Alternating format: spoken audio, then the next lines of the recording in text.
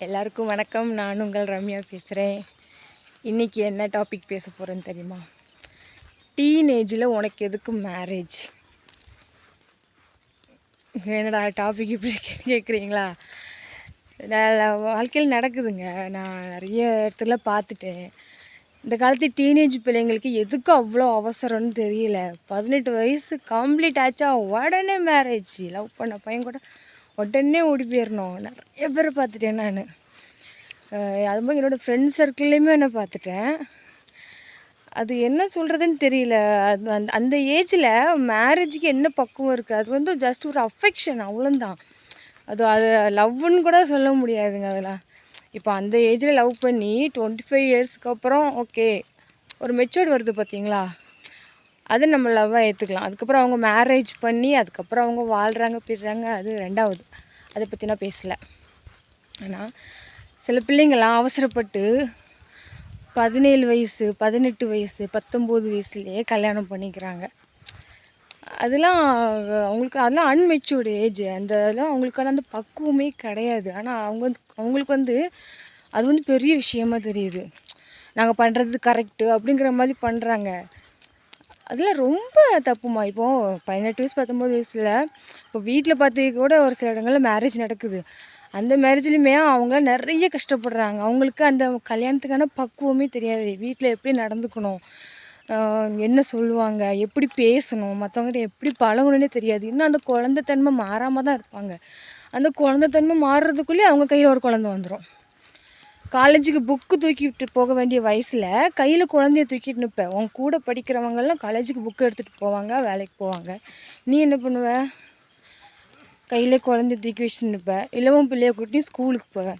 உண்மையை சொல்லி அப்படி போகும்போது உன் மனசில் உன் ஃப்ரெண்ட்ஸை பார்க்குற, அவங்க இன்னும் மேரேஜ் பண்ணல, அவங்க வேலைக்கோ இல்லை படிக்கையோ போகிறாங்க. உன் மனசில் தோணும்ல, நீங்கள் பையனாக இருந்தாலும் சரி பொண்ணாக இருந்தாலும் சரி, உன் மனசில் தோணும்ல, ஐயோ நம்ம மேரேஜ் பண்ணிக்காமல் இருந்துருந்தோன்னா நம்மளும் இப்போ படிச்சுட்டு இருந்துப்போம்ல, நம்மளும் இப்போ வேலைக்கு போயிட்டு இருந்துப்போம்ல அப்படின்னு தோணும்ல. அந்த இடத்துல லவ் தோற்று போச்சு இல்லை? சொல்கிறது புரியும்னு நினைக்கிறேன். ஸோ அது லவ் இல்லை. உங்களுக்கு அந்த ஏஜில் வருது லவ் இல்லை, ஜஸ்ட் அஃபெக்ஷன். அதை நீ லவ்ங்கிறியா? சரி, அப்போ கன்டினியூ பண்ணு. உனக்கு ஒரு 25 வயசு வரைக்கும் நீ கன்டினியூ பண்ணு. என்ன கேட்டிங்கன்னா இப்போ ஜென்ஸுக்கும் சரி லேடிஸ்க்கும் சரி மேரேஜ் வயசு 25 தான். 25க்கு அப்புறம் நீ தாராளமாக மேரேஜ் பண்ணிக்கோ. அப்போவும் நீ லவ் பண்ணிகிட்டே இருக்கியா? தாராளமாக நீ கல்யாணம் பண்ணிக்கோ. கல்யாணம் பண்ணி அதே லவ்வோட 100 வருஷம் சந்தோஷமாக வாழு. ரொம்ப சந்தோஷம். அப்படி வாழ்ந்தீங்கன்னா ரொம்ப ரொம்ப சந்தோஷம். ஆனால் அவசரப்பட்டு இந்த 20 வயசுக்கு முன்னால் அந்த மேரேஜ் பண்ணிக்கிட்டிங்கன்னா சத்தியமாக சொல்கிறேன், உங்கள் லைஃப் நல்லாவே இருக்காது. அது ஒரு விதமான மன கஷ்டத்தை உண்டு பண்ணும். அது ஒரு அன்மெச்சூர்டு மேரேஜ். அந்த கல்யாண வாழ்க்கைக்கு நீ தயாராகாமல் ஒரு விதமான அட்ராக்ஷனில் ஒரு விதமான அஃபெக்ஷனில் நீ கல்யாணம் பண்ணிக்கிற.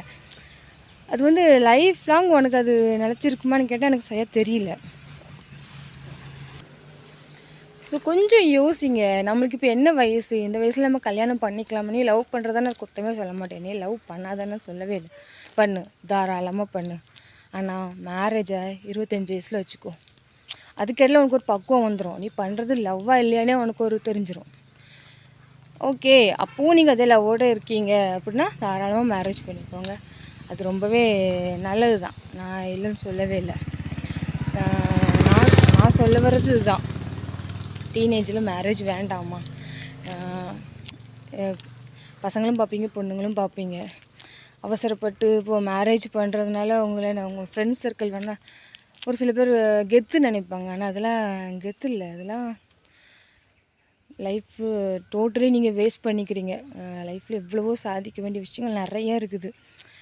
ஆனால் நம்ம அதெல்லாம் விட்டுட்டு மேரேஜ் பண்ணி குழந்தை பெற்றுக்கிட்டு கடைசியில் நம்ம வாழ்க்கையே முடிஞ்சு போயிடுது. நம்ம அம்மா அப்பாவோட கனவு உடஞ்சி போயிடுது. அவங்க நம்ம மேலே வச்சுக்கிற நம்பிக்கையை நம்ம குழி தோண்டி புதைச்சிடுறோம்.